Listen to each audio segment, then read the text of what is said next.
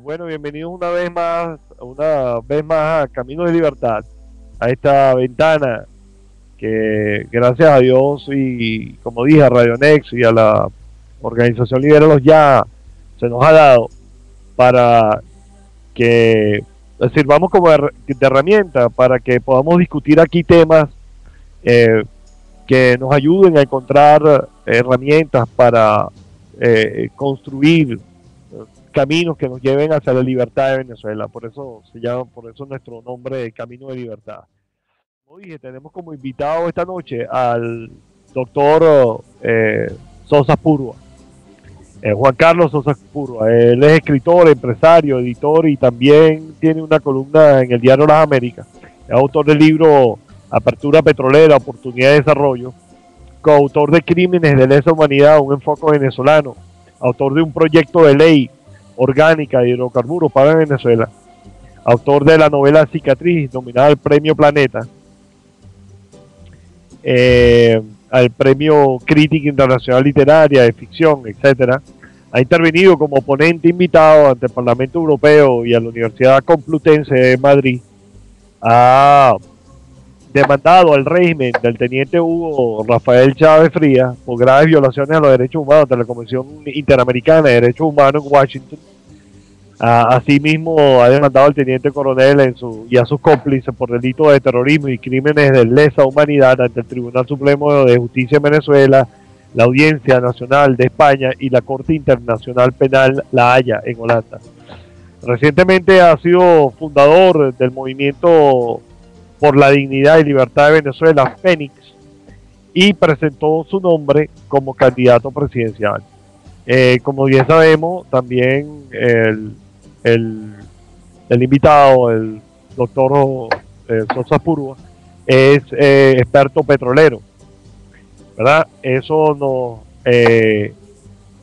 da una idea de la capacidad de análisis de este venezolano, de este magnífico venezolano y que muchos de nosotros admiramos. Vamos a ver si ya está ahí. Buenas noches, doctor Apuro. ¿Me oyen bien? Sí, perfectamente, doctor Apuro. Bienvenido. Buenas noches, ¿cómo están? Muy bien, muy bien. Buenas noches. Feliz y honrado de tenerlo acá con nosotros.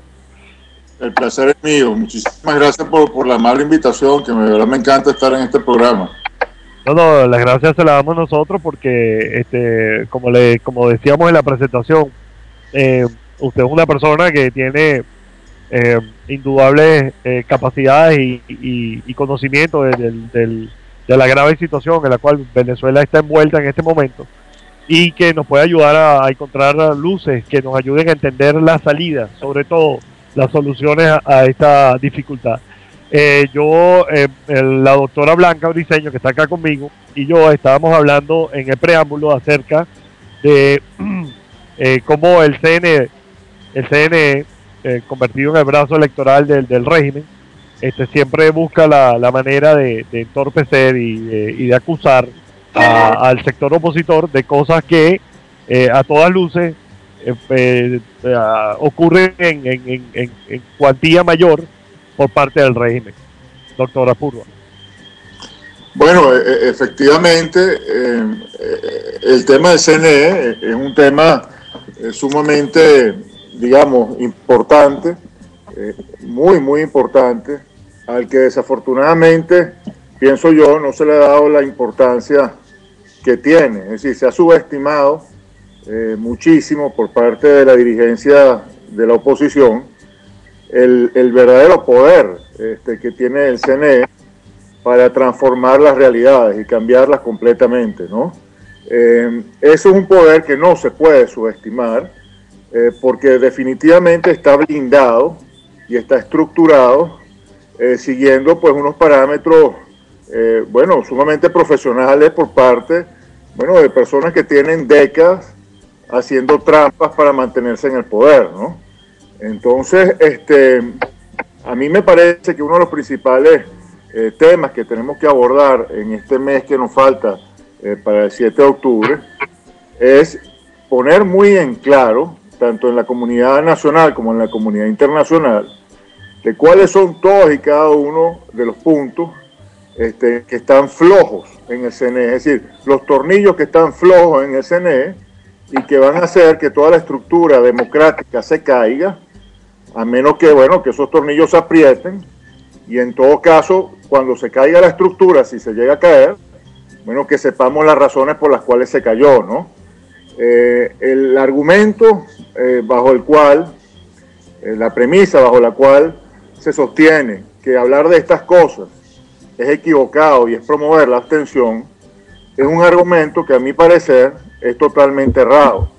Yo pienso que en Venezuela la situación está muy polarizada desde el punto de vista político, las definiciones políticas están muy marcadas, y la gran diferencia en cuanto a apoyo de calle la hacen básicamente las personas con carácter combativo, es decir, las que están dispuestas efectivamente a salir a la calle y a defender la libertad, pero que se sienten en cierta forma traicionadas por la dirigencia opositora, precisamente porque no toca estos puntos de los cuales yo estoy hablando. Lo que yo quiero decir es que si el candidato, si Enrique Capriles, pues, llegase a poner esto como bandera de su campaña, es decir, se transforma en un paladín, defensor, ya no de una supuesta elección democrática, sino de la libertad, y pone estos puntos álgidos sobre la mesa, muchas de esas personas combativas, que en principio no tienen ninguna intenciones de salir a votar, saldrían a votar, pero no porque crean en el sistema democrático mentiroso que tenemos, no porque crean que el CNE va a reflejar la voluntad que uno ponga en esa máquina, sino porque van a ser energía de calle. Es decir, lo importante es que ese día 7 de octubre, todo el país que quiera efectivamente tener una vida decente en Venezuela y tener una vida libre con progreso, salga a la calle a defender esos valores y esos principios. Porque lo que tenemos que tener muy en claro es que esos valores y esos principios no se pueden someter a ningún tipo de proceso electoral.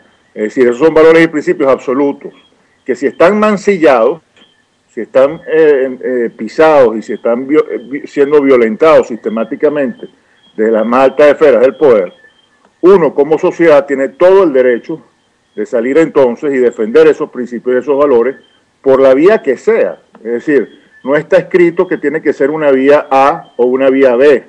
Hay que tomar en definitiva el camino que sea necesario para lograr que esos principios y esos valores sean los que prevalezcan, ¿no? Sin duda, doctora Spurua, nosotros vemos con mucha preocupación que esos temas son como, no sé, como sagrados, nadie los quiere tocar, y cada vez que uno los toca de pronto genera en mucha gente esa, ¿cómo le explico? Esa reacción incómoda de que se está promoviendo la abstención y que se está desanimando a la gente. Nosotros pensamos, por otra parte, que ¿cómo le explico? El saber, el conocimiento es el poder. Y cuando nosotros tenemos conocimiento de a quién nos estamos enfrentando, podemos saber qué armas utilizar, qué armas y qué herramientas utilizar. Y esa es la motivación principal de estas conversaciones que nosotros tratamos de generar aquí en esta discusión. Porque estamos convencidos que la participación masiva puede ser la clave para que este se lleve a cabo. Sobre todo que la gente en la calle defendiendo. Fíjate una cosa, Cifredo, esto es muy importante que quede bien claro, ¿no? El tema del CNE, de toda la farsa que está allí montada, es un tema que es de suma importancia, no solamente porque los venezolanos estemos claros y sepamos entonces a qué atenernos, sino también porque la comunidad internacional tiene que saber estas cosas. A veces la comunidad internacional se confunde, porque por un lado vamos los que hacemos estos viajes y estas reuniones con personas claves en todo el mundo, tratando de hacerles ver pues, que en Venezuela tenemos un régimen autocrático que está matando todas las libertades, Pero en paralelo entonces van otras personas, voceros de los partidos políticos, a decir que no, que en Venezuela hay un juego democrático perfectamente válido y que la salida es perfectamente viable por la vía electoral, y que el Consejo Nacional Electoral, bueno, si bien es cierto, tiene algunas deficiencias, en principio pues funciona de una manera bastante buena y profesional, ¿no? Entonces, claro, eso genera pues un gran problema a la hora de transmitir el mensaje y buscar los apoyos necesarios para que la comunidad internacional se solidarice pues con la lucha de los venezolanos que queremos la libertad, ¿no? Por otra parte, el que salgan en cierta forma los aliados o los voceros pues, del Comando Venezuela y de la Mesa de la Unidad a decir una y otra vez que todas las pruebas que se están haciendo dentro del CNE han resultado transparentes y han resultado fundamentos para estar tranquilos en cuanto al proceso electoral, y que lo único que critiquen sea el supuesto ventajismo por parte del presidente en el uso de los recursos públicos para promoverse como candidato, generan un precedente sumamente dañino, porque entonces cuando lleguemos al 7 de octubre y efectivamente nos quieran sacar pues el poco de conejos y el poco de lombrices y culebras de esos sombreros mágicos que tiene el CNE, no vamos a tener, o digamos, el candidato Enrique no va a tener la fuerza moral, si se quiere, para denunciar en ese momento lo que no denunció antes. O sea, si por ejemplo nosotros estamos diciendo que el registro electoral permanente tiene por lo menos 3 millones de personas que no existen, parece que son mucho más que eso, pero ya se sabe que en principio por lo menos 3 millones de personas que tienen el registro electoral permanente no existen, eso se tiene que denunciar. Es decir, no se puede decir que ese registro electoral permanente está bien y que el censo se hizo adecuadamente y que las personas que ya aparecen efectivamente existen y tienen capacidad de votar. Porque entonces después no se puede denunciar ese registro electoral permanente cuando efectivamente esos 3 millones de fantasmas voten por Chávez. Ese es el punto. Entonces, lo que yo veo realmente grave de todo este proceso ¿Aló? Aló, ¿Sí? aló. Buenas noches, doctora Púa. Bueno, en realidad es muy importante lo que usted está diciendo. Seguramente que ante la comunidad internacional y sobre todo con un centro Carter, y ahora se le ha sumado UNASUR acompañando elecciones que verdaderamente es muy difícil considerar que no estén viciadas, le quitan espacio a las denuncias que hacemos. Sin embargo, hacer las denuncias es importante porque donde quiera que vayamos y nos pongamos, estamos dejando testimonio de lo que está sucediendo, y esta gente no podrá ya más decir, no, yo no lo sabía. No, sí lo sabía. Ahora, yo no diría que nadie quiere tocar el tema. Lo que quizá está siendo difícil de suscitar es un verdadero debate, porque hay seguramente un enfrentamiento entre lo que es el grupo de la colina y en cambio lo que puedan ser otras personalidades como son, no lo sé, Ludwig Moreno, Aguana, Alfredo Bail y tantas otras personas que son técnicos del mismo nivel, que no han tenido la ocasión quizás de entrar a controlar en los procesos de control del CNE, que ha sido monopolizado por el grupo de la colina. Y bueno, nosotros desde aquí, desde la radio, hemos querido darle un mínimo espacio a ese debate, donde usted tiene, pues, por supuesto, un sitio privilegiado. Aló, creo que El 23 tenemos la entrevista con el Aguana, ya hemos hablado con Alfredo Bail. Ahora, todos coincidimos en un mismo punto: hay que salir a votar, hay que votar por el candidato Enrique Capriles Radonsky y hay que quedarse allí a defender el voto.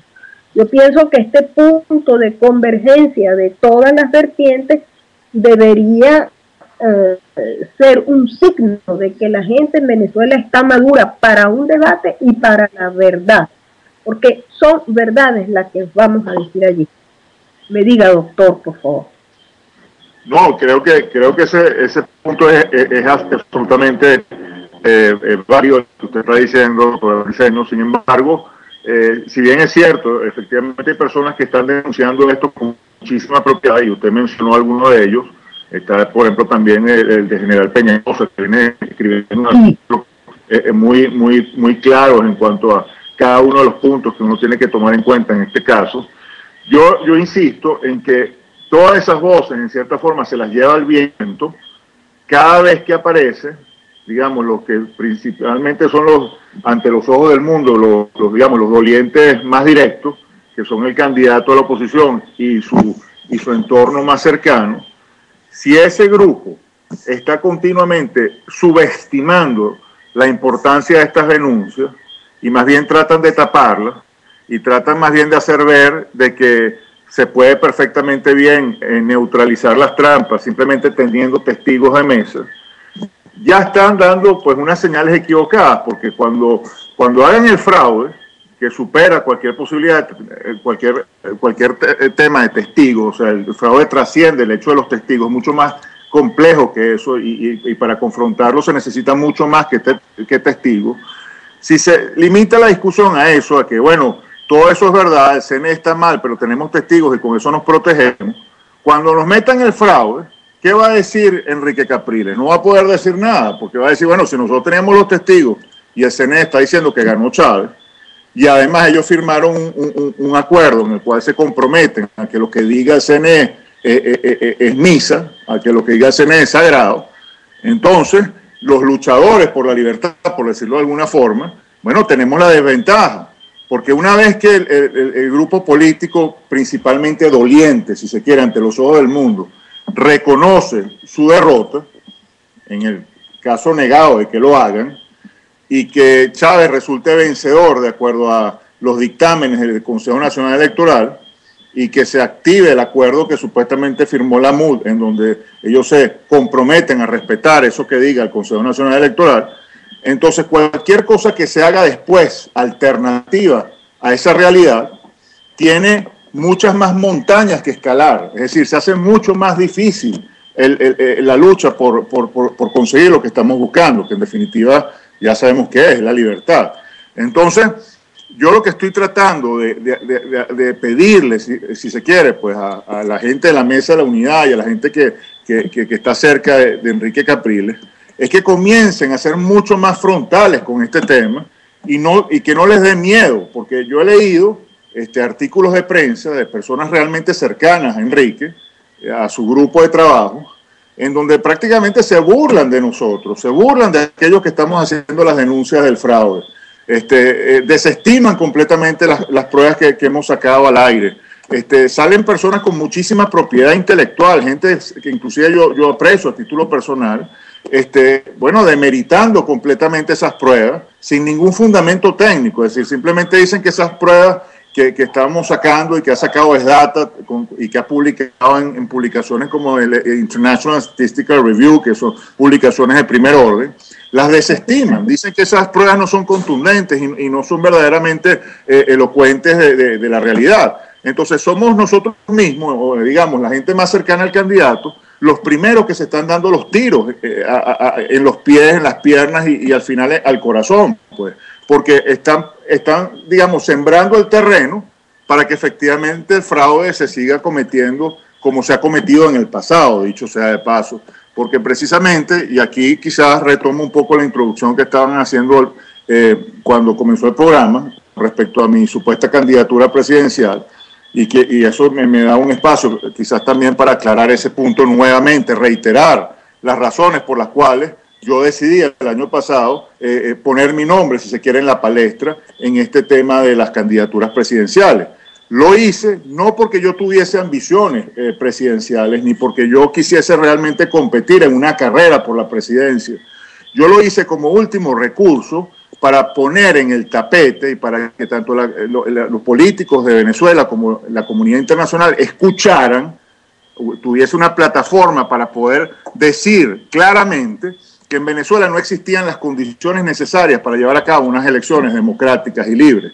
La candidatura por eso mismo era alternativa a la Mesa de la Unidad. Por eso yo desde el principio condené las primarias.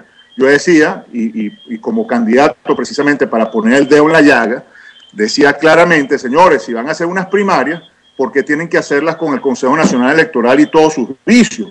¿Por qué vamos a seguir legitimando ese registro electoral permanente que sabemos que está totalmente viciado y abultado? ¿Por qué vamos a seguir legitimando esas máquinas que sabemos que son bidireccionales, que transmiten señales por antena inalámbrica y que pueden ser perfectamente manipulables? ¿Por qué vamos a seguir aceptando eso?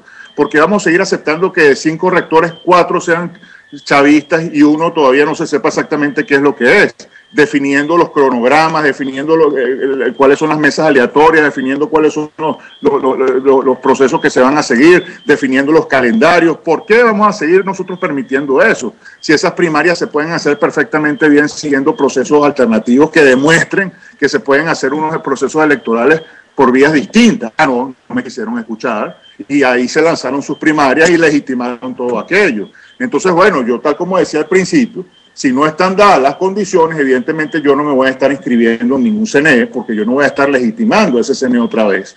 Mi intención era seguir con la candidatura hasta el punto de que la denuncia de la falta de condiciones fuera tan evidente que, bueno, le diéramos un golpe a la mesa y que efectivamente el país siguiera la ruta que tenía que seguir para lograr su libertad. Pero bueno, ¿qué pasó? Que después de las primarias, la matriz de opinión se hizo absolutamente unidimensional, vetaron cualquier posibilidad de debate, cualquier posibilidad de discusión de ideas, y se generó un triunfalismo inmenso con respecto a la posibilidad de poder ganarle a Chávez por la vía electoral. Y se aplaudió las primarias y se felicitó a la Mesa de la Unidad y quedaron pues como los grandes estrategas, ¿no? Entonces, ¿qué es lo que sucede? Que ese camino, precisamente, que uno está denunciando con que está minado, que está lleno de minas, está lleno de culebras, está lleno de trampas por todas partes, bueno, está siendo, si se quiere, tapado con una alfombra de rosas y de buenos olores por parte de la Mesa de la Unidad. Esa es la gran desgracia. Entonces, yo no estoy diciendo, vuelvo y repito, que necesariamente ellos tengan una complicidad con el régimen, porque no lo sé, no tengo pruebas de eso y no tengo por qué tampoco estar diciendo entonces aquello que a mí no me consta. Sin embargo, al final, bueno, por eso que dicen que los caminos al infierno están llenos de buenas intenciones, pues al final el resultado va a ser lo mismo que si tuvieran algún tipo de complicidad con el régimen, porque habiendo legitimado todo ese proceso, habiendo puesto toda la lucha en el terreno que Chávez controla como un gran maestro, como el maestro perfecto, porque es el camino en donde los petrodólares entonces tienen efectividad, porque compra conciencia, regala dinero a diestra y siniestra, domina los medios de comunicación, domina todo el proceso electoral de la A a la Z en cuanto al CNE. Entonces, bueno, estamos jugando ese juego, nos metimos en ese terreno pretendiendo que vamos a ganar con unas reglas que no son nuestras, con unos árbitros que no son nuestros, con unos caminos, vuelvo y repito, que están llenos de minas puestas por el enemigo. Entonces, bueno, yo no estoy diciendo necesariamente, bueno, que nos vamos a terminar estrellando y que Enrique entonces no se puede apoyar porque cometió ese, no, ni mucho menos. Tal como yo dije desde el año pasado, yo jamás me iba a transformar en un factor de división.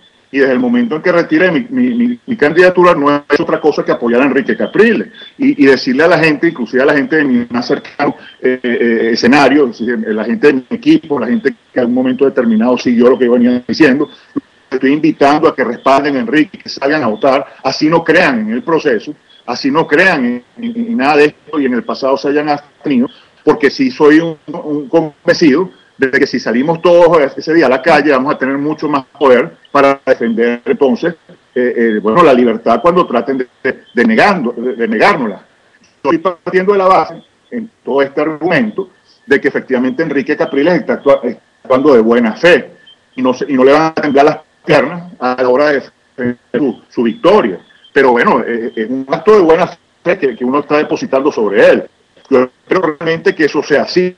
Espero que los intereses de los partidos políticos no vuelvan a prevalecer y no suceda lo que sucedió en el año 2006, ¿no? Donde tuvimos la oportunidad de oro de hacer lo que teníamos que hacer, y sin embargo, bueno, ya sabemos lo que pasó, pues. Entonces, el temor que yo tengo es que los partidos políticos estén sacando sus cuentas, estén diciendo, bueno, si perdemos la presidencial, 2 meses después podemos conquistar unas cuantas gobernaciones, después en mayo podemos conquistar unas cuantas alcaldías, seguimos recibiendo financiamiento, seguimos recibiendo oxígeno político y ganando espacio. Y el país para el carrizo, pues otra vez defendiendo sus intereses partidistas y los intereses del país, ¿no?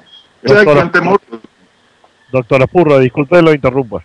Sí, claro. Yo leyendo uno de sus últimos artículos, que usted tituló La Encrucijada, usted hace un profundo y reflexivo análisis de la situación político-social de Venezuela, y en toda este escrito yo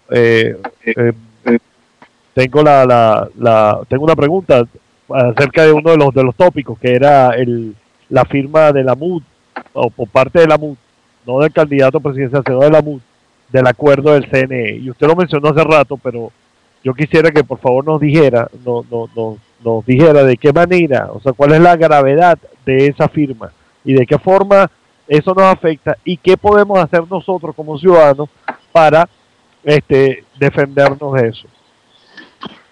Desde la época de Santo Tomás de Aquino y por supuesto en la modernidad Mahatma Gandhi, y hoy en día un personaje que se llama Gene Sharp, ha quedado bien claro a nivel mundial que la única forma que uno tiene de combatir a este tipo de régimen es a través del desconocimiento de su autoridad. Cuando tú vas y firmas un acuerdo de eso, estás inclinando la rodilla al poder, estás inclinando la rodilla a la autoridad, estás reconociendo su poder, estás reconociendo su autoridad y te estás sometiendo a ella. Entonces la estás legitimando. Y además, no solamente eso, estás dejando por escrito ante la comunidad internacional, efectivamente tú estás reconociendo sin ninguna duda la legitimidad y la autoridad que tiene el Consejo Nacional Electoral, y que además es el único organismo, la única entidad con la capacidad de decir cuáles son los resultados de unas elecciones. Entonces, a mí me parece eso una traición. Y esa firma de ese acuerdo es un acto de traición para la lucha por la libertad, y lo condeno de la A a la Z. Yo pienso que eso no puede justificarse desde el punto de vista de ninguna estrategia, desde el punto de vista de ninguna táctica, desde el punto de vista de nada. Ahí era el momento perfecto para decir, nosotros no vamos a firmar ese acuerdo porque ese acuerdo está redactado por Chávez. Efectivamente fue redactado por Chávez, porque las condiciones que estaba poniendo Enrique no tenían nada que ver con eso que se estableció en ese acuerdo. Entonces, firmar ese acuerdo fue un error garrafal. Lo que debió haber hecho Enrique y su equipo es decir, no señor, ese no es el acuerdo que nosotros estamos planteando. Y nuevamente el Consejo Nacional Electoral, presentando ese acuerdo, se está burlando al país, y se está burlando de nosotros, y le está poniendo la pelota en el terreno a Chávez, nuevamente para que nos meta goles sin nosotros tener ni siquiera porteros. Eso es lo que pasa con esos acuerdos, y por eso es que son condenables de la A a la Z, y además reflejan una gran debilidad por parte de la Mesa de la Unidad y por parte del Comando de Venezuela ante el poder. Se muestran débiles ante el poder. Entonces, claro, generan en muchos de nosotros una gran angustia, porque decimos, bueno, si esa es la actitud que tienen, cuando lleguemos al 7 de octubre y salga Divisa y Lucena a decir que ganó Chávez, bueno, ¿dónde va a estar la fuerza para oponerse a esa mentira? ¿Dónde va a estar la fuerza para decir, no señor, eso no es así? Aquí Venezuela, aquí ganó la libertad, y aquí estamos todos en la calle para decirlo y para reafirmarlo. No vemos que exista esa fuerza, no vemos que exista esa intención y ese objetivo. Entonces eso genera mucha preocupación. Básicamente por eso que la encrucijada, porque nos están poniendo entre la espada y la pared, pues prácticamente que nos están llevando a un precipicio. Entonces genera muchísima rabia y muchísima molestia en aquellos que de verdad queremos depositar en Enrique, bueno, toda nuestra fe, como el líder y como la voz y el que va a llevar el estandarte de estas luchas por la libertad, pues. Porque entonces nos preocupamos y decimos, bueno, ¿y quién realmente es el que maneja esa campaña? ¿Y quién realmente es el que está detrás de eso? ¿Es Teodoro Pekov? ¿Es este otro, el Caldera, o es Borges? O ¿quién es el que está detrás de eso? O sea, no lo sabemos, pues. O sea, empiezan todas las elucubraciones, empiezan todas las angustias, empiezan todas las preocupaciones y las incertidumbres. Y esto es un momento donde todo el país tiene que estar muy fuerte, muy cohesionado. Todos tenemos que estar remando en la misma dirección, apoyando a Enrique. Pero Enrique se tiene que también poner las pilas y estar a la altura de las circunstancias y ser un verdadero vocero de esta indignación y ser un verdadero portaestandarte, no de la lucha electoral por el cargo de presidente. Vuelvo y repito, es el portaestandarte por la lucha de la libertad, de la dignidad, de los principios y los valores, del hecho de que básicamente nosotros no podemos seguir tolerando a un régimen que está secuestrando la libertad de todos y el destino de todos nosotros los venezolanos. Ese es el punto. Entonces, bueno, básicamente nosotros como venezolanos también tenemos el derecho de exigirle a Enrique y a su equipo que se ponga las pilas, porque al final del día ellos no son los dueños de nada, ellos son los voceros y los representantes de todo un país. Entonces nosotros tenemos todo el derecho del mundo de exigirles, con todo el derecho, con toda la gente bien alta. Ellos tienen la obligación de responder a esas exigencias, porque esto no se trata, de un grupito político que tiene el monopolio de la cosa y que van a hacer lo que les da la gana, ¿no, señor? Todo un país está depositando sus esperanzas en ellos. Entonces ellos tienen que ser consecuentes con esa inmensa responsabilidad que han asumido y ser los verdaderos representantes de este sentimiento. Y no pueden ser inclinarle la rodilla a Tibisay Lucena y a toda esa cuerda de tramposos y de farsantes que son el régimen y todas las instituciones que han permitido que este régimen siga y se mantenga allí, pues. Esa es la pura verdad. Y las cosas hay que decirlas como son, pues, si pego en la lengua. Claro. Sí, claro. Sí, Silfredo, habla. No, Blanca, perdón.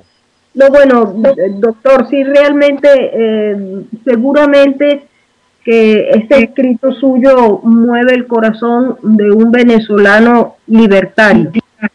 Y es duro, contundente, claro, transparente y doloroso. Ahora, seguramente tenemos el derecho de exigir. De una manera sumamente humilde, desde Foro Siglo XXI Italia se pidió justamente que hubiese ese foro entre estas personas, que desde aquí no hemos permitido en ningún momento ofensas o dudas sobre los niveles técnicos y profesionales de cada quien. Ahora, hay una situación que usted acaba de nombrar. ¿Quién está detrás? No se sabe exactamente, pero sí hay una estructura política denominada partitocracia.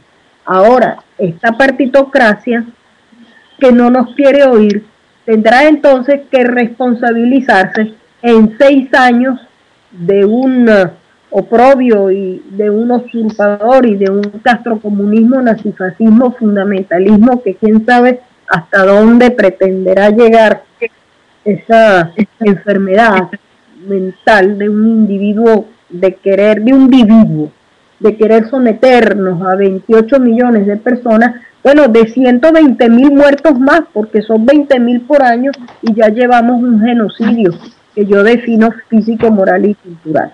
Ahora, la minoría, ¿por qué una minoría sigue entonces gobernando? Hay una minoría que son los únicos que han podido hacer las técnicas, pruebas, etcétera, etcétera, desde el 2005, y no abren a otros con una mayoría del partido más.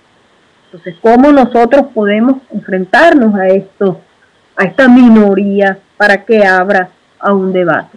Todavía hay tiempo, son 51 días por delante. Yo creo que en ese sentido he perdido la esperanza. Yo pienso que no nos va a dar el espacio necesario aquí al 7 de octubre para que estos debates se lleven a cabo.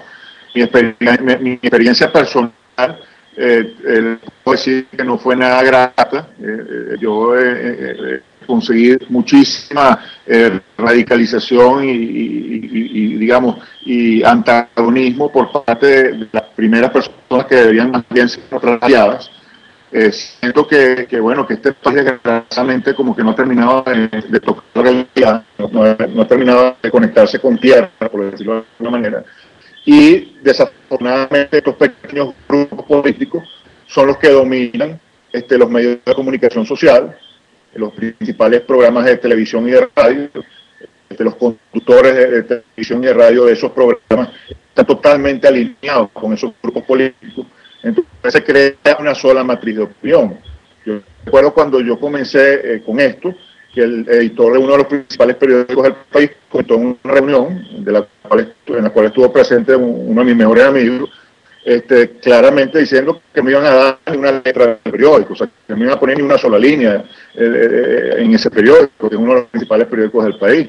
Y resulta que yo me estaba recorriendo a Venezuela, me estaba reuniendo con las universidades, estaba haciendo conferencias, estaba haciendo foros, estaba haciendo un millón de cosas, y nada de eso salía en los medios de comunicación. Cuando antes de que anunciara, digamos, mi intención, si se quiere, el candidato, con respecto a la candidatura, bueno, continuó por el tema en la televisión, en la radio. O sea, yo tenía años siendo, si se quiere, pues un vocero en el tema energético en los medios de comunicación. Y estoy sobre que comenzara con esta lucha para que me vetaran completamente. Es decir, nada de lo que hacía tenía réplica en los medios de comunicación venezolanos. Entonces tenía que irme a España, a Colombia, a los Estados Unidos, a Europa, en definitiva, para que me hicieran las entrevistas allá y para que en definitiva mi voz de alguna manera se escuchara de una forma un poco más amplia, si se quiere. Pero aquí en Venezuela el veto fue completo, fue radical, fue absoluto. Entonces, claro, a la hora de buscar apoyos para la causa, es decir, para fortalecer un movimiento, para efectivamente tener peso en la calle y hacer las cosas que hay que hacer, es prácticamente imposible, porque entonces nadie quiere apoyar, nadie quiere financiar, nadie quiere arriesgarse, pues nadie se quiere meter en la camisa de once varas y prefieren simplemente montarse en el tren de comodidad, en el tren, bueno, que todo el mundo aparentemente está aceptando y aplaudiendo, que es el tren, bueno, que es ese que domina, bueno, la versión Heidi de la democracia venezolana, o sea, la versión conejos y flores y bueno, nada, y fantasías edulcoradas y endulzadas con azúcar y caramelo, o sea, una fantasía completa, pero definitivamente es lo que predomina en los medios de comunicación. Uno prende la televisión a las 10 de la noche y aparece, bueno, uno de los programas más vistos de la televisión venezolana, con banderas triunfalistas y haciéndole creer a la gente que, bueno, que todo es una maravilla y que aquí todo es perfecto y que vamos a hacer esta lucha, esta gesta democrática y que vamos a ganar el régimen, como si estuviésemos en los años 70, como si estuviésemos efectivamente librando una batalla de iguales, una batalla democrática donde las reglas de juego se van a respetar. Entonces, eso hace que la lucha sea muchísimo más difícil, o sea, sea muy cuesta. La cual se están haciendo procesos electorales y la oposición formal supuestamente está ganando esos procesos electorales porque le dan unas alcaldías aquí, unas gobernaciones allá, se ganan los puestos en la Asamblea Nacional. Entonces, bueno, se blindan. Entonces la gente cree que efectivamente por esas vías se pueden resolver los problemas políticos, porque están viendo resultados y no se dan cuenta de que ahí es de estar la trampa. Pues. Yo lo pongo como el individuo que quiere hacer que una persona le compre droga. Bueno, al principio le regala la droga, le da la heroína, le regala la cocaína, le regala la cosa, hasta que lo engancha y después lo vuelve su esclavo. Bueno, lo mismo hacen estos regímenes. Ellos lanzan zanahorias para que el conejo se las coma, entonces le regalan la alcaldía aquí, le regalan la gobernación allí, en el camino van sacrificando sus propias piezas incómodas, de repente le molesta que tal persona tenga demasiado poder dentro de su partido, y lo sacrifican y dicen, bueno, usted pierde la gobernación, pues, para sacarlo de juego, o usted pierde la alcaldía, o usted pierde, pero al final, ¿quién tiene Chávez? En un país tan centralista, tan presidencialista, donde 100% de las divisas prácticamente entran por petróleo y ese dinero entra directamente al bolsillo de Chávez y las gobernaciones y alcaldías dependen de ese dinero para poder existir, entonces tienen que salir arrodillando a Chávez para que le aprueben los recursos para que puedan operar como alcaldías y como gobernaciones. Y lo mismo pasa en la Asamblea Nacional, es puro cuento. Ahí, yo quisiera que alguien en el país me dijera que se conquistó el Parlamento en el 2010. ¿Qué ha ganado desde ese entonces para acá? ¿Qué ha dejado de hacer el régimen para avanzar y para consolidar su socialismo y su autocracia? Bueno, no, absolutamente nada. que se ha ganado teniendo unos gobernadores de la oposición para detener al régimen de Chávez? Absolutamente nada. Todo lo contrario. Más bien lo que se ha hecho es darle fuerza a Chávez. Porque a nivel internacional, entonces efectivamente la gente dice, bueno, fíjense, en Venezuela hay procesos electorales y hay unos partidos políticos que se someten a ellos y hay unos candidatos que ganan las elecciones. Bueno, sin ir más lejos, el candidato actual, bueno, ganó la alcaldía y ganó la gobernación, y por qué no va a ganar entonces la presidencia si ya ganó esas cosas. Y entonces se pone a pensar que esa alcaldía, esa gobernación a Chávez le sabe un carrizo, para Chávez eso no es nada, es como tomarse un café, pues, no le quita para nada poder. Más bien se lo otorga, porque le da el perfecto maquillaje de democracia, le da el perfecto disfraz democrático que él necesita para seguir existiendo como líder planetario. Entonces, bueno, es una realidad que la gente no ha querido entender. Yo pienso que también, desgraciadamente, hoy en día mucha gente está comiendo eso. Mucha gente come de formar parte de un partido político y bueno, vive de eso. Entonces, bueno, necesariamente están alimentando esa realidad porque la necesitan para poder subsistir. Pero desgraciadamente en el resto del país nos hemos quedado huérfanos de liderazgo, nos hemos quedado huérfanos de dirigencia. Y no hay escenario político, en el escenario mediático, nada que interprete nuestros sentimientos de angustia, nada que interprete el sentimiento de urgencia que tenemos los venezolanos por resolver el problema. Porque la realidad de cada hogar venezolano está, bueno, signada por la tragedia. Cada vez hay más familias fraccionadas porque, bueno, los padres se tuvieron que ir, los hermanos viven aquí, los sobrinos viven allá, los primos, todo el mundo salió del país, y los que quedan entonces pierden el trabajo. Y los que tienen trabajo cada vez es menos, porque las cosas están cada vez más caras y son importadas. Entonces, para poder conseguir un trabajo hay que estar de buenas con el gobierno, porque si no la empresa X no me va a contratar porque tiene un contrato con la alcaldía o tiene un contrato con no sé quién. Y desgraciadamente se va creando una telaraña macabra que es muy difícil de atravesar y de cobrar, porque son muchos los intereses que están gravitando en torno a eso. Entonces, a menos que el país realmente entre digamos, en un nivel de conciencia superior y con muchísima fuerza decida deslegitimar a esos líderes y decir, ustedes no pueden seguir siendo los representantes pues de nuestra, si se quiere, de nuestras necesidades políticas, bueno, vamos a seguir entrampados, porque entonces van a dar esas elecciones en octubre, Chávez va a salir victorioso y entonces van a estarnos pidiendo que votemos otra vez por el alcalde y por el gobernador y vamos a seguir cayendo en esta trampa pensando que entonces, bueno, dentro de los próximos 6 años a lo mejor el tipo se muere de cáncer o cae un meteorito y le vuela la cabeza o los 6 años se van a ir rápido. Bueno, 6 años es poquito, ya hemos aguantado tanto, vamos a aguantar 6 años más y así se nos va la vida, así se nos va la vida. Yo quisiera que le preguntaran a los cubanos en qué año ellos han dejado de pensar que ese año va a morir Fidel Castro y ese año van a tener la libertad. Tienen 50 años pensando que este año sí, ahora sí, y así se le fue la vida, se han ido 2 generaciones completas. Bueno, nosotros estamos muy cercanos a sufrir esa tragedia también, porque desgraciadamente nuestra clase pensante es cada vez menos pensante. Uno lee los articulistas de prensa en Venezuela y dan ganas de llorar, ¿Por qué? Porque están alimentando esa fantasía, están alimentando esa realidad virtual, en donde efectivamente, bueno, aquí hay una lucha democrática y vamos a todos a votar y vamos a tener los testigos, entonces vamos a ganar las elecciones. Mentira, eso no es lo que va a pasar. La gente tiene que entender que eso no va a pasar. Pero eso sí, tenemos que salir y efectivamente ir a votar y exigir ese día, bueno, que efectivamente gane la libertad. ¿Pero por qué? Vamos a ver reflejados nuestros votos en la Declaración de Constitución Nacional Electoral. Eso olvídense que no va a pasar. Eso no va a pasar. Doctora Pura, por otro lado, nosotros vemos, bueno, por un lado vemos esto con bastante preocupación y que en un sector grande, lamentablemente de la vida nacional, política y informativa de Venezuela, vemos ese efecto avestruz de meter la cabeza en la tierra y bueno, vamos a mirar para acá y el resto no vamos a olvidar esto mientras tanto. Pero por otro lado,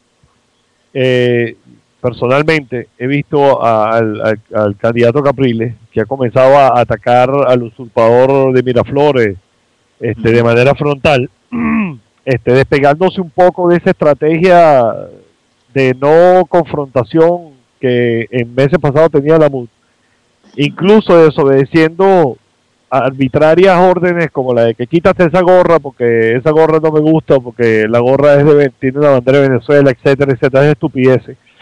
Y hemos visto desafiar al candidato, al gobierno o al régimen en varias ocasiones cuando le han saboteado presentaciones o concentraciones políticas. En el día pasado le cerraron un aeropuerto en Guasipati, por allá llegaron en una curiara, o sea, realmente dando muestras de que realmente con acciones más que con palabras está dispuesto a luchar en contra de esas arbitrariedades y de esas dificultades en las cuales lo coloca el régimen, ¿no? Eso nos da sin ánimo de ser iluso, una gran confianza, porque eso anima a la gente en el sentido de que esta vez estamos contando con alguien que no va a dejar que esas dificultades se transformen en un triunfo fraudulento del régimen. ¿Usted qué piensa de eso? Yo tengo la misma esperanza que tú, Alfredo, sin duda alguna. Por eso que he insistido y lo he escrito muchas veces, que hay que apoyar a Enrique, ¿no? Yo le estoy dando un voto de confianza. Yo conozco desde hace muchísimos años y conozco a su familia muy cercanamente. De hecho, estaba inclusive emparentado por varias vías, por la vía sanguínea y por la vía política también. O sea que, digamos, el punto de mi afinidad con él es total. Es decir, pienso que es una persona muy meritoria y que ha sido toda su vida un luchador genuino. Y yo confío precisamente en esas características personales que él tiene para efectivamente él esté a la altura de las circunstancias y trascienda los intereses politiqueros y efectivamente ese día lleve todo este esfuerzo descomunal que ha emprendido, porque también hay que quitarse el sombrero por la campaña que ha hecho, es decir, por el esfuerzo que está haciendo de recogerse el país de pueblo por pueblo y hablar y abrazar y decir y volver y tal y luchar.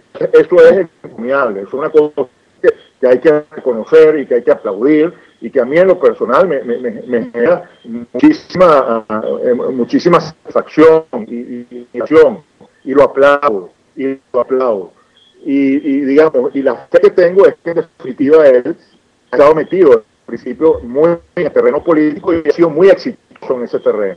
Entonces él tiene todo el derecho del mundo de pensar de una manera sincera y honesta de que efectivamente ese camino que ha emprendido se puede lograr la victoria. Y esa confianza que yo sé que, digamos, que estar en él efectivamente es eso, que no es que está traicionando al país, porque en el fondo sabe que por ahí no va, bueno, puede lograr una prebenda, una cosa. Yo estoy absolutamente convencido de que esa no es la realidad, de que él efectivamente, en su fuero interno, está convencido de que lo que él está haciendo lo va a llevar a la victoria. Y eso es una maravilla, porque efectivamente ese sentimiento, si él lo lleva hasta el final, él va a dar la fuerza para imponerse ese día, para transformarse en el día que estamos esperando todos los venezolanos que se transformen. Es decir, en el hombre que decía Elisa Lucena, usted esos resultados se los puede llevar a su casa y si quiere duerma con ellos, pero esos no son los resultados que el país va a aceptar, porque esa no es la realidad. Enrique hace eso y es verdad que va a coronar una carrera política que yo pienso que ha sido brillante y una campaña que también pienso que ha sido brillante. Independientemente, siento que es un gran error seguir, digamos, creando esa ficción de la democracia y de la lucha, ya todo lo que hemos hablado, pues, independientemente de lo que es mi parecer en ese sentido, desde el punto de vista humano, desde el punto de vista de la persona, yo creo que Enrique se ha ganado, digamos, el derecho de que todos, inclusive los más radicales, las personas que más escépticas estamos con respecto al sistema y con respecto a esa tramposería del CNE, lo apoyemos. Inclusive el más escéptico de los venezolanos, el tipo que más rabia puede tener en este momento, porque siente que está siendo traicionado nuevamente por los partidos, tiene que saber apoyar a Enrique, porque tiene que diferenciar lo que son los intereses politiqueros a lo que ha sido una carrera política genuina, honesta y sumamente exitosa. Entonces, ahí es donde y yo lo he dicho también y lo he escrito, una de las razones también por las que yo, después de las primarias, decidí también retirarme de toda esta cosa, fue porque salió Enrique como el candidato. Y yo tengo que decirlo con toda propiedad, es decir, porque yo de los demás no sé, quizás con uno que otra excepción les podría hablar muy bien, los demás no sé, no tenía elementos de juicio para decir si están actuando legítimamente, honestamente, y así no han embarcado como lo de Rosales. No tenía ninguna posibilidad de saberlo con los otros candidatos. Mientras que con Enrique, automáticamente llegué a la convicción de que era una persona que efectivamente sí podía llevar el estandarte que yo quería defender, que era el estandarte de la libertad por encima del sistema. La libertad por encima digamos, del deber ser, o sea, del deber ser. Es la bandera del ser, es decir, de lo que tiene que ser, no de lo que dice el librito, no de lo que debería ser, porque bueno, la democracia debe funcionar así, no, lo que dice la realidad. Yo pienso que Enrique, perfectamente, por toda la trayectoria que él lleva, y por lo que yo sé que son sus condiciones humanas, que es una persona realmente auténtica en ese sentido, es una persona de muchísimos valores humanos, es una persona que puede tener la fuerza para que en el momento histórico en que toque, porque eso no es un momento fácil, ¿no? O sea, hacer eso no es nada fácil, o sea, lo que se le está pidiendo a él que haga es una cosa que puede hacer muy poca gente en el mundo, porque imponerse en una circunstancia como esa, cuando sabemos que hay milicias y hay vecinos repartidos por todo el país dispuestos a matar a diestra y siniestra, tenemos a unos militares totalmente corrompidos, no todos, dicho sea de paso, pero sí un fuerte contingente de ellos, bastante corrompidos, y un régimen que no tiene la más mínima, digamos, la más mínima sensibilidad humana, que es capaz de cualquier cosa para conservar el poder. Bueno, pararse en ese momento y decirle, no señor, usted no ganaron, no es nada fácil. Pero yo pienso que una persona como Enrique, con sus valores humanos, con trayectoria y con el nivel de esfuerzo que está poniéndole a esta campaña, puede ser persona adecuada para ese momento. Y ya es donde todos los venezolanos tenemos que estar en la calle apoyándolo. Y por eso yo digo, hasta los más escépticos, hasta los más atencionistas, ese día tienen que dejar su escepticismo en su casa, tienen que dejar su optimismo en su casa y salir a votar. No porque van a legitimar al sistema, porque todos sabemos que el sistema no sirve para nada, que eso es una trampa, sino para inyectarle energía a Enrique, para inyectarle energía a la calle, para hacer lo que hay que hacer, que es imponerse a la farsa, imponerse a los tramposos, imponerse a un régimen que tiene 14 años pisando los valores más sagrados de este país y de cualquier país. De cualquier doctor Sosa, aquí tenemos una pregunta de un oyente, se llama Alaya o Alía Elana. Él pregunta ¿qué podría hacer el ciudadano común para exigirle a Enrique Capriles que reclame al CNE? Bueno, para empezar, callarle la boca a los del equipo de él que están todo el tiempo diciendo que en el CNE no hay ningún problema. Es decir, tenemos que empezar por llamar las cosas por su nombre, pues. Y bueno, básicamente, el 7 de octubre seguirlo a apoyar y que él sienta en ese apoyo ese día que efectivamente existe la fuerza suficiente, la fuerza de respaldo suficiente como para que, digamos, se imponga, para que la calle sea la que hable y unos numeritos artificiales sacados por unas maquinitas de trucos controladas por Chávez, sino por lo que dice la calle. Y para que la calle sea la que hable, bueno, todos los venezolanos de buena voluntad tenemos que salir ese día y estar dispuestos a dormir en la calle si es necesario para defender el triunfo de Enrique. Porque yo lo he dicho desde el principio, mi Enrique ya no. O sea, para mí Chávez ya está totalmente fuera del poder. O sea, yo tengo muchos años que no reconozco a Chávez como presidente. Yo pienso que es un usurpador. Es un usurpador desde el punto de vista del ejercicio que ha tenido del poder, que lo ha deslegitimado completamente, como también desde el punto de vista de la legitimidad de origen. Porque esa elección que se le aprobó es totalmente inconstitucional. Se hizo a través de un referéndum inconstitucional. Entonces es un hombre que no tiene legitimidad para ser candidato. Entonces, bueno, él está fuera de la carrera para mí que ganó.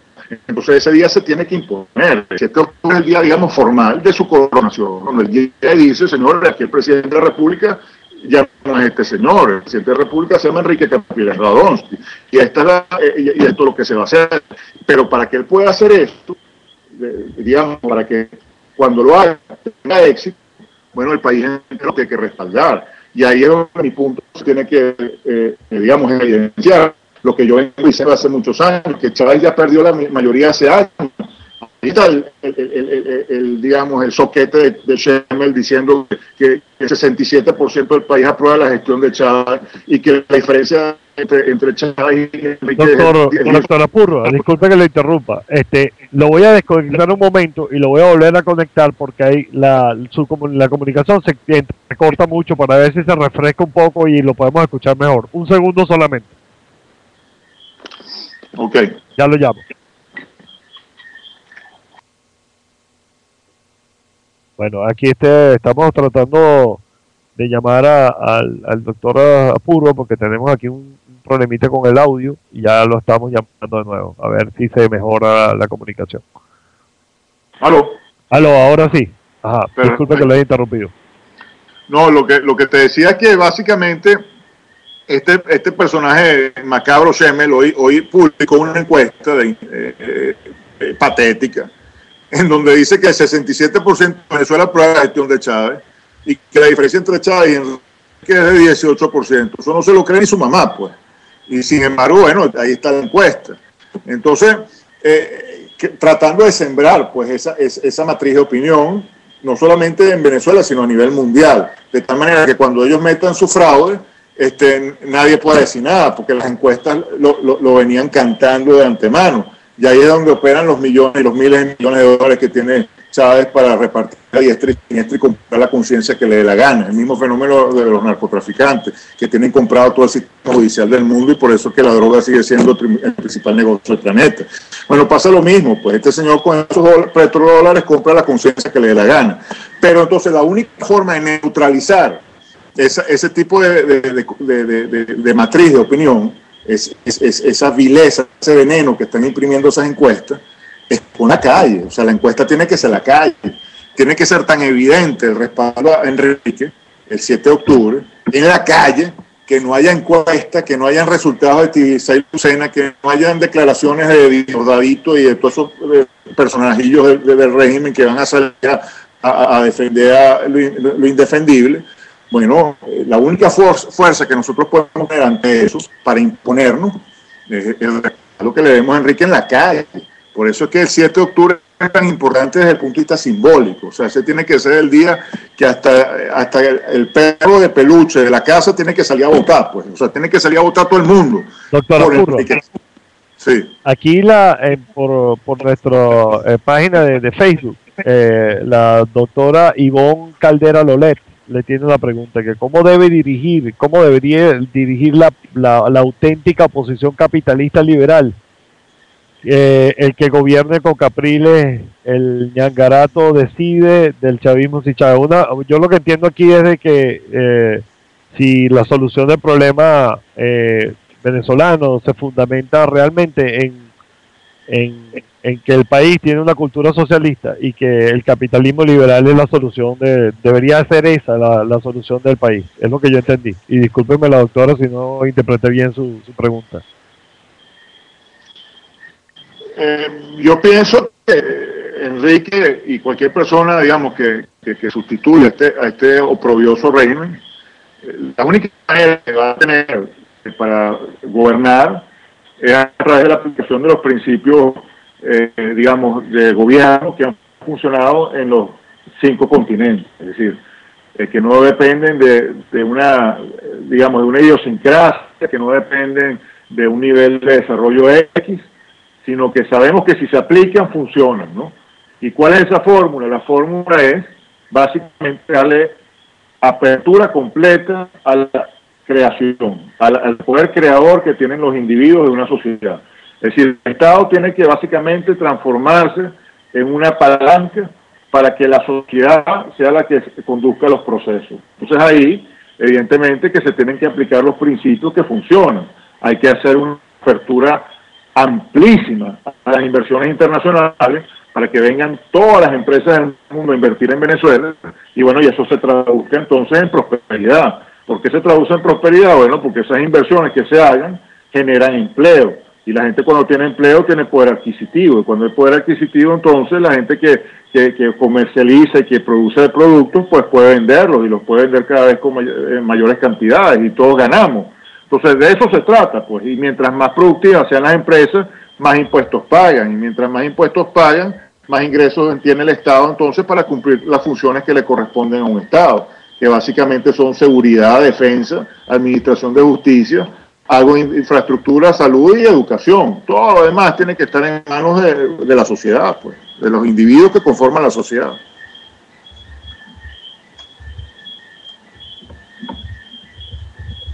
Sí, ¿aló? Uno de los artículos que usted escribió últimamente, hablaba acerca de PDVSA, de la historia, bueno, la historia petrolera de Venezuela desde su inicio hasta la actualidad. ¿Usted cree, doctor Sosa, disculpe, podría ajustar ahí su audio, porque creo que hay un retorno allí que no nos permite más o menos... Mira, tenemos una llamada, doctor Sosa, tenemos una llamada y luego le hago la pregunta.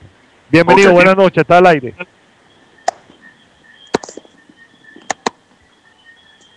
Bienvenido, buenas noches, estamos al aire. Se cortó la llamada. Bueno, doctor Sosa, la pregunta fundamental, la pregunta directamente es que si PDVSA está, sabemos que está en una situación bastante lamentable, pero todavía PDVSA podría ser el motor que ayudara a mover a Venezuela hacia un país de primer mundo. La industria petrolera, la industria energética, pero no PDVSA. PDVSA, yo lo ponía también en un artículo, como esa luz brillante que vemos de las estrellas que murieron hace cualquier cantidad de años, ¿no? Pero seguimos viendo su luz ahí y pensamos que la estrella todavía vive. PDVSA vive de sus añoranzas, PDVSA vive del ideario que sembró en el colectivo venezolano, pero PDVSA no existe realmente. PDVSA murió en el momento en que le puso la mano el Ejecutivo Nacional para hacer con sus ingresos lo que le daba la gana, pues, y transformarlo en un monstruo de 1000 cabezas, tratando pues de resolver todos los problemas del universo. Entonces PDVSA no existe ya, y sería un error tratar de revivirla, ¿no? Tratar de retornarla a sus años de gloria. Yo creo que se ha presentado la oportunidad perfecta para replantearnos completamente la fórmula del éxito. Y entonces yo ponía precisamente en esos artículos que tú mencionas un poco de historia, para que sepamos qué fue lo que funcionó y en dónde fracasamos, pues. Y lo que se demostró que funcionó siempre, por los resultados, no por lo que diga un analista u otro, por los resultados concretos del país, fue el momento en que la industria petrolera estaba en manos de muchas empresas transnacionales compitiendo entre sí. Ese era el momento de verdad y gloria de la industria petrolera venezolana. PDVSA funcionó durante sus primeros años porque respetó esa herencia. Cuando se estatiza la industria petrolera, las empresas transnacionales básicamente se transforman en filiales de PDVSA, pero son las que siguen operando el negocio. Y todo el personal de esas empresas filiales es el mismo personal que tenían las empresas transnacionales. Entonces, básicamente el mismo esquema se mantuvo hasta que comenzaron a crecer las necesidades fiscales del Estado, porque, bueno, creció la población, porque creció la deuda, porque, bueno, las necesidades del Estado se incrementaron, y entonces comenzaron cada vez más a intervenir en la gerencia diaria de PDVSA, al punto en que, bueno, comenzaron a pervertirla, a transformarla en un parapeto, en una perversión, pues, que terminó básicamente colapsando, transformándose en una empresa burocrática, con mala reputación, poco competitiva, sumamente endeudada y con una absoluta incapacidad de emprender proyectos de inversión ambiciosos que generen mayor productividad y mayor crecimiento. Entonces lo que tenemos que retornar es a lo que funcionó. O sea, tenemos que volver a hacer un proceso inverso a la estatización, o sea, regresarle la industria de los hidrocarburos a las empresas, tanto nacionales como internacionales, que quieran invertir en ese sector. Aparte que es un mito decir, bueno, el capital privado, esos vampiros y tal. Esas empresas transnacionales son las empresas más públicas que existen, porque cualquier persona puede comprar una acción y ir a un mercado y comprar una acción de esa empresa y ser accionista de esa empresa y exigirle a esa empresa entonces cuentas y una gerencia competente y profesional. La empresa más privada del mundo hoy en día es PDVSA, es una empresa oscura que no rinde cuentas, cuya administración es arbitraria, los gerentes son nombrados a dedo y no son nombrados por competentes, sino porque simplemente son fieles a una ideología política, porque son leales a un proyecto político, independientemente de que sean competentes o no. La empresa tiene unos resultados terribles y nadie puede exigirle nada, porque nadie tiene poder sobre la empresa. Entonces la empresa... Sí. Le disculpe que lo interrumpe, le decía eso, le hacía ese planteamiento porque induciendo esa pregunta, porque nosotros vemos con preocupación, así como nos lo hace saber el amigo Robert Villarruel por Twitter, que desde ya el régimen está desestabilizando el posible gobierno de Capriles, porque ha endeudado a PDVSA, la sigue endeudando, está buscando endeudamiento ahorita, creo que en China, para provocar en la nación un caos insoportable. Bueno, ya eso existe, Cifredo, o sea, ya lo que pueden hacer quizás es seguirle pintando rayas al tigre, pero ya quiere estar rayado todo lo que tiene que estar rayado. O sea, efectivamente la deuda de PDVSA es insostenible. Lo que hemos tenido... Nosotros no, como venezolanos, digamos, el gobierno ha tenido suerte de que el precio del petróleo se ha mantenido por encima de los $100 y eso le ha permitido tapar muchos huecos, porque con el precio del petróleo a esos niveles y con las reservas que tiene Venezuela, sigue recibiendo financiamiento, es decir, cuando coloca los bonos de deuda, se los siguen comprando, porque bueno, sigue siendo un buen negocio, pero la deuda efectivamente es abismal y lo más triste del asunto es que una deuda que no se ha adquirido para proyectos de inversión que eventualmente sean productivos y paguen esa deuda y además den ganancias, sino que es un endeudamiento para gasto corriente, gasto que se va a bolsillo roto, pues, que se va por el despeñadero. Entonces es un gasto improductivo. Entonces, evidentemente eso provoca que nos endeudemos sobre la deuda, es decir, que empecemos a pedir prestado para pagar deuda, que es lo que está pasando. Hoy en día PDVSA es una empresa que está en rojo. Es increíble, o sea, Rockefeller decía que el mejor negocio del mundo es el negocio petrolero bien administrado y que el segundo mejor negocio del mundo es el negocio petrolero mal administrado. Pero nosotros hemos batido el récord Guinness demostrando que con el negocio petrolero también se puede quebrar. O sea, PDVSA está quebrada. PDVSA es una empresa que tiene que endeudarse para pagar nómina en un escenario de precio del petróleo por encima de los $100 y teniendo las reservas de petróleo más importantes del hemisferio occidental. O sea, es una cosa verdaderamente que hay que darle pichón para poderla entender, para poder comprender cómo puede llegarse a ese nivel de incapacidad, de incompetencia, para lograr en el escenario donde el mundo más necesita petróleo, que el precio del petróleo está a los niveles que está, que las empresas están ávidas de invertir en Marte si es necesario, que se van a kilómetros de profundidad en los mares más difíciles, con las condiciones climatológicas más terribles para sacar petróleo, y nosotros que tenemos el petróleo que casi le metemos un pitillo y sale, no, pero entonces tenemos esas reservas enterradas porque aquí no puede invertir nadie, porque las leyes son un desastre, no hay confianza, no hay seguridad jurídica, los contratos se cambian arbitrariamente, nos salimos del proceso de arbitraje internacional porque decimos que son las cortes venezolanas que van a decidir, las cortes venezolanas están totalmente parcializadas al gobierno, entonces nadie invierte. Y además exigen a las empresas transnacionales que tienen que pagar, digamos, no solamente su participación, sino también la participación que le corresponde a PDVSA. Entonces la ley exige que PDVSA tenga más del 51% de las acciones, pero ese 51% de lo que hay que financiar la empresa transnacional. Entonces por eso todos los proyectos de inversión están engavetados y aquí no se ha hecho un solo proyecto nuevo desde la apertura petrolera de 1992. O sea, la apertura petrolera que arrancó en 1990 y que se materializó en toda la década de los 90, eso es lo que viene dándole respiro al país.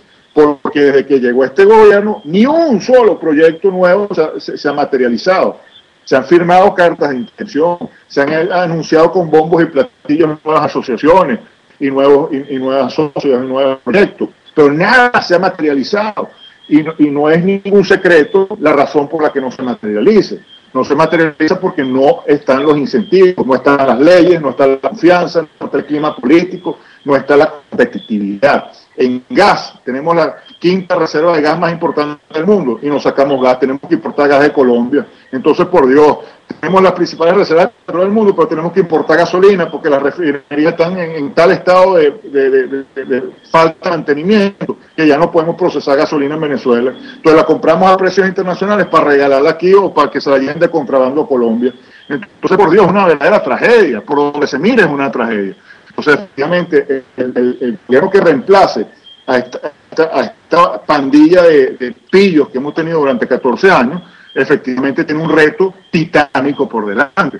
Claro, lo bonito del asunto, lo que genera esperanza, es que los proyectos energéticos son sumamente atractivos y muy rápidamente pueden generar círculos virtuosos de desarrollo. O sea, nosotros aquí llegamos con un gobierno que genere credibilidad a nivel internacional, con una diplomacia profesional que genere esa confianza, y todos los inversionistas del mundo van a querer venir a Venezuela a hacer realidad una cantidad de proyectos espectaculares que están en papel, pero que en el momento no se pueden materializar. Pero si hay voluntad política, si están las leyes, están los incentivos, bueno, aquí va a venir esta mandrake a invertir.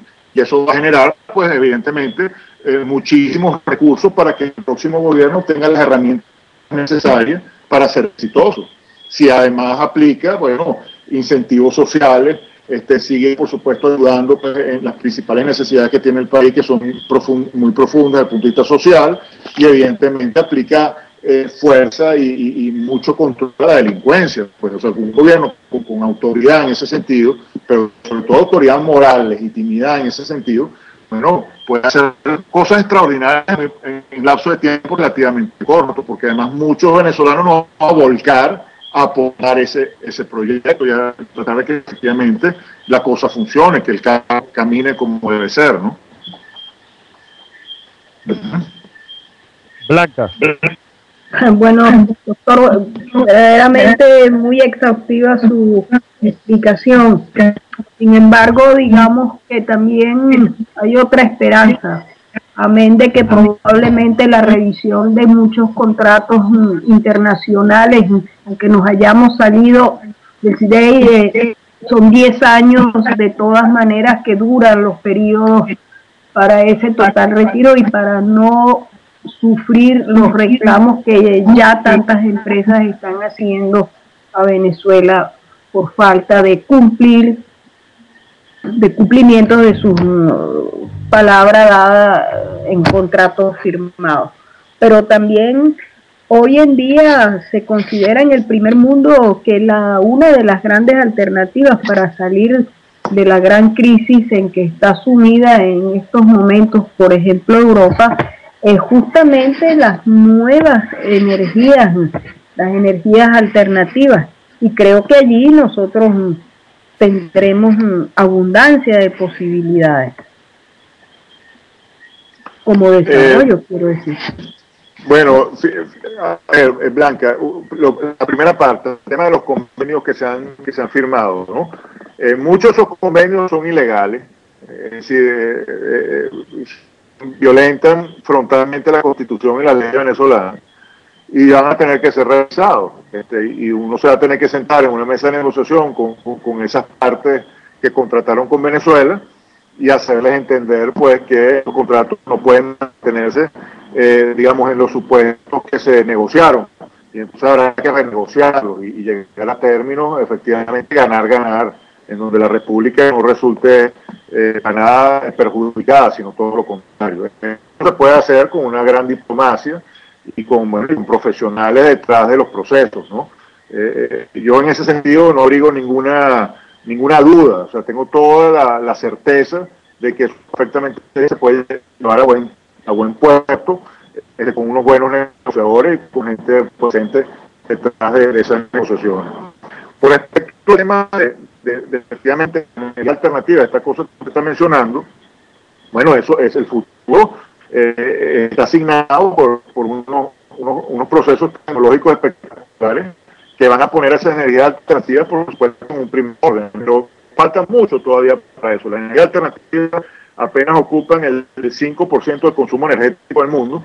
En gran medida, casi el 9% del consumo energético mundial está movido por fuentes derivadas de los hidrocarburos, y eso va a seguir siendo así las próximas décadas, ¿no?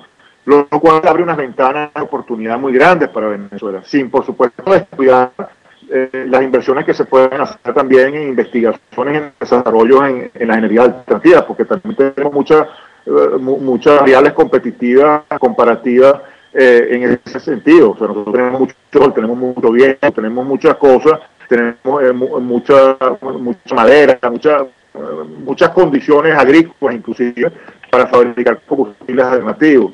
Pero ahí va a estar nuestro fuerte. Nuestro fuerte va a ser, por supuesto, el inmenso poder que tenemos en cuanto a reservas de hidrocarburos, no solamente petróleo, sino también gas. Doctor Sosa, ¿sí? Doctor Sosa, tenemos una llamada, creo que tenemos una llamada aquí. Estamos al aire, buenas noches, bienvenido. Buenas noches, Silfredo, un saludo, doctora Blanca, doctor Juan Carlos, les habla José Luis. Buenas noches, José Luis, bienvenido. Oye, vale, estoy muy contento nuevamente con este programa, la presentación y el invitado que tienen, hablando de estos diferentes temas. Y bueno, lo que quería mencionar, Silfredo, es lo siguiente. En medio de todas estas declaraciones que el doctor Juan Carlos ha estado mencionando, yo quisiera decir que hay un factor dentro de lo predecible o dentro de lo que nosotros miramos como difícil, hablando de la coyuntura y de todos los vicios que hay ahorita. Hay un factor que es impredecible y es un montón de gente, el grupo de gente que está inconforme en todas las ramas, hablando de los servidores públicos, hablando de los militares, hablando de todo ese grupo que ha estado callado y resistiendo, y creo que el momento ha llegado, ¿no? Y creo que es el momento, yo diría que de lujo o clave para Venezuela. La pregunta que yo tengo aquí, o mejor dicho, es como especie de una invitación, y es si podríamos hacerle un llamado a Capriles para que prepare un mensaje a los chinos, a los rusos, bielorrusos y todas esas naciones que están haciendo su agosto ahorita, para decirle que todos esos contratos que han estado firmando y haciendo ese amasado de dólares y de millones, van a ser pues muy evaluados cuidadosamente, y así que tienen que tener mucho cuidado de no estar engolosinados con el personaje que está ocupando Miraflores ahorita. Muchísimas gracias, José Luis. Encantado de nuevo de tenerte acá con nosotros y gracias por el apoyo. No, de nada, un placer y adelante, que seguimos en línea. Muchas gracias. Doctor. Sí, Fredo, yo lamentablemente no pude escuchar muy bien la intervención porque se entrecortaba continuamente. Ok. Es amable de resumirme y darme el nombre de la persona que llamó. Bueno, la persona que llamó es José Luis, y él decía que a él le preocupaba mucho de nuevo a lo que usted se refería anteriormente acerca de las firmas de esos contratos leoninos y ilegales que se han firmado a la sombra de la ley, y que necesariamente cualquier gobierno que venga tiene que sentarse a revisar exhaustivamente ese contrato, y que la destrucción por la cual nos ha sometido este régimen es criminal, y que pensar que este régimen continúe significa la hecatombe para Venezuela, en otras palabras. Bueno, vuelvo y repito, ¿no? En esos convenios tienen que ser reconsiderados, pero con muchísima diplomacia, porque tampoco nos podemos poner a pelear con esas personas, con esos estados, con esos gobiernos que convinieron con la República de Venezuela en esta época de tinieblas que hemos tenido. O sea, porque tampoco se les puede condenar a priori, puesto que ellos están, bueno, negociando con un gobierno que supuestamente es legítimo y que supuestamente es democrático y está allí de una manera constitucional, ¿no? Entonces, la principal falta es de nosotros mismos. Es decir, yo a la hora de tratar de comprender estas cosas, siempre asumo la responsabilidad. Es decir, nosotros como venezolanos, aunque no hayamos sido los autores de esos convenios, al final del día tenemos que dar la cara por Venezuela, tenemos que dar la cara por el buen nombre del país y por la confianza que ese buen nombre tiene que generar en la comunidad internacional. Y para poderlo hacer no nos podemos poner entonces a decir todo lo que hizo este gobierno que acabamos de superar va a ser tirado por la basura y no vamos a reconocer nada de lo que se firmó. Eso sería un gravísimo error. Yo creo que lo que tenemos que hacer es tragarnos a lo mejor nuestro orgullo muchas veces y sentarnos a negociar. Es decir, yo creo, por ejemplo, con China se tiene que seguir haciendo negocios porque China es ahorita la economía más pujante del mundo entero y bueno, es un socio que es formidable tenerlo. Lo que pasa es que hay que tenerlo en unos términos que le convengan a Venezuela y no como ahora, que se hicieron unos términos completamente contrarios a los intereses nacionales, ¿no? Simplemente para favorecer los créditos políticos de una persona. Eso hay que cambiarlo, pero hay que cambiar entonces los términos de ese convenio, más no el convenio. Hay que cambiar la forma como se hicieron las cosas, pero no hay que cambiar al potencial socio. Los chinos pueden ser sumamente útiles para la Venezuela del futuro. En el caso, por ejemplo, de los bielorrusos, obviamente yo le daría completamente la espalda tanto a Bielorrusia como a Cuba, como a cualquier régimen dictatorial. O sea, yo pienso que una de las primeras cosas que tiene que hacer Venezuela es dejarle bien claro al mundo que nosotros con países forajidos, con países que están sometidos a dictaduras, con países que están violando los principios y los valores occidentales, nosotros le damos la espalda y nosotros vamos entonces a aliarnos y a buscar ser amigos de los países que están llevando el planeta hacia estadios de progreso, hacia estadios de bienestar, en donde las sociedades pueden vivir con libertad y donde los individuos pueden alcanzar sus fines con trabajo, con dedicación, con oportunidades. Entonces ese es el tipo de socio que nosotros tenemos que buscar y el tipo de países con los que nos tenemos que aliar. No significa que le vamos a dar la espalda a los pueblos subyugados. O sea, una cosa, por supuesto, es el régimen tiránico de Fidel Castro y otra cosa son los cubanos que sufren ese régimen. Lo mismo pasa en Bielorrusia. Una cosa es el régimen tiránico de Lukashenko y una cosa muy distinta son los bielorrusos que sufren ese régimen y que quieren salir de ese régimen, como el caso nuestro con Chávez. Entonces, bueno, hay que ser muy hábil en ese sentido para que las cosas que se hagan, bueno, si bien es cierto, condenen a esos regímenes, no le den la espalda a las luchas digamos, de los pueblos que están buscando su libertad, ¿no? Entonces ahí eso se puede hacer de una manera, digamos, acertada, a través de una diplomacia que sea realmente profesional, es decir, de una diplomacia que sepa hacer las cosas de una manera digna, ¿no? Y además, vuelvo y repito, profesional. O sea, uno de los grandes errores que hemos tenido nosotros en el pasado es que a veces ponemos como diplomáticos a personas que son amigas para favorecer. Doctora Purra, disculpe que lo interrumpa de nuevo. Tenemos otra llamada de un oyente. Bienvenido, buenas noches. Buenas noches, Wilfredo, Karim. Buenas noches, doctora Purra, señora Blanca.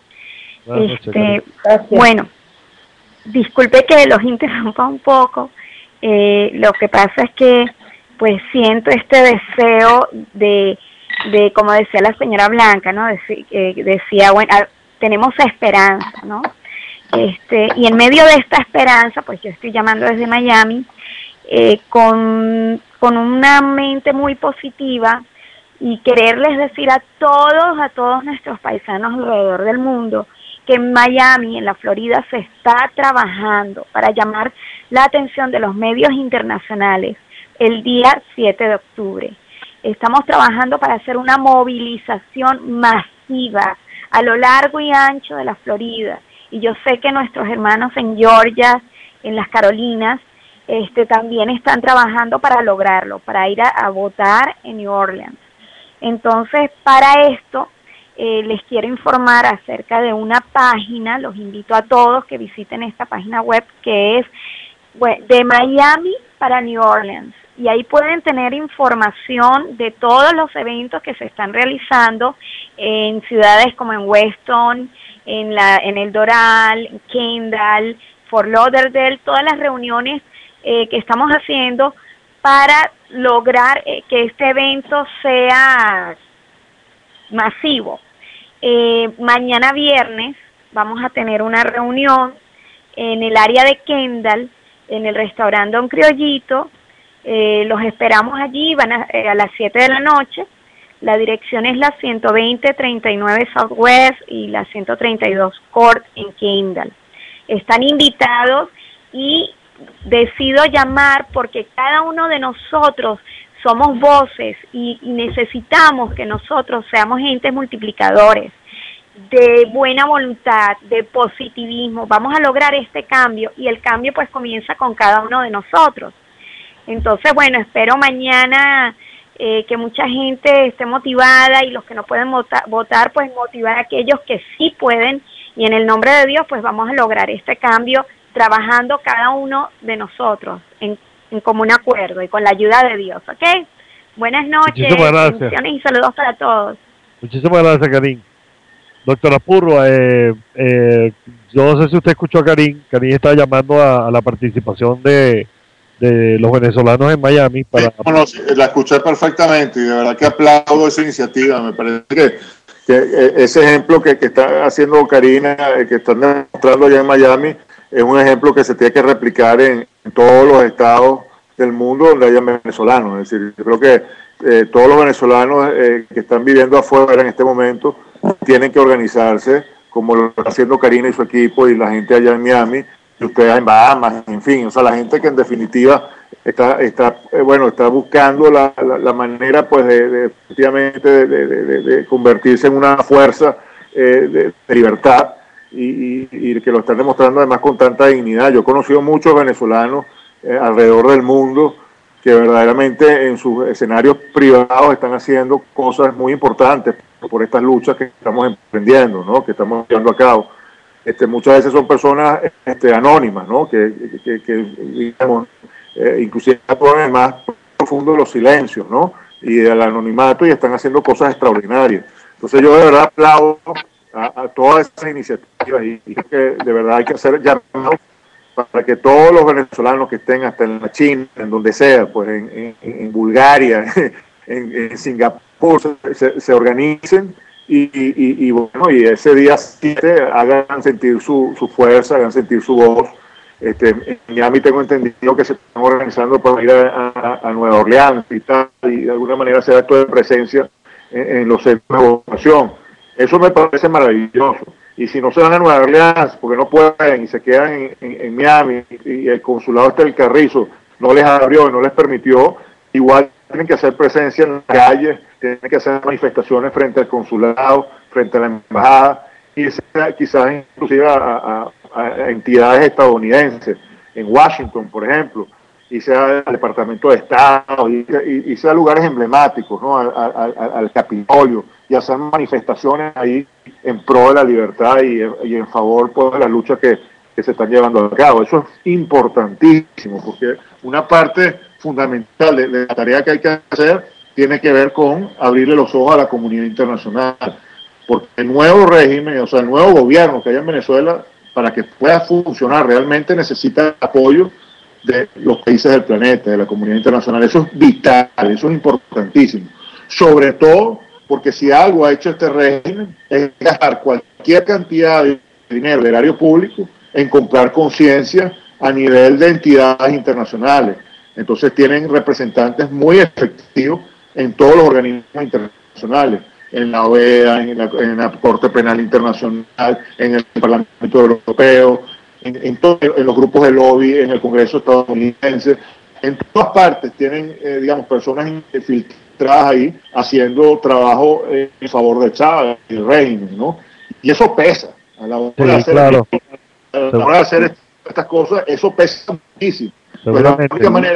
la única manera de compensar un poco esa fuerza alimentada por los petrodólares de este señor que los usa sin escrúpulos, bueno, es con ese tipo de alma y de dignidad que está demostrando Karina, pues, o sea, y el grupo de ella. Y lo que están haciendo ustedes, y lo que están haciendo ustedes con su programa y con la voz que están tratando de replicar en el mundo entero con el programa que llevan a cabo de forma tan profesional. Esos son esfuerzos que son espectacularmente necesarios, ¿no? Y que hay que aplaudir, que hay que respaldar y que hay que de alguna manera seguir apoyando con toda la fuerza posible, ¿no? Muchísimas gracias, doctora Purro. En verdad nos honra su palabra y nosotros hacemos esto porque creemos que nosotros todos los venezolanos tenemos una responsabilidad y tenemos que asumirla. Le queremos dar las gracias por habernos acompañado hoy. Ya se nos acabó el programa, lamentablemente. Esto usted siempre es fascinante escucharlo. Provoca tener un programa de 4 horas con usted.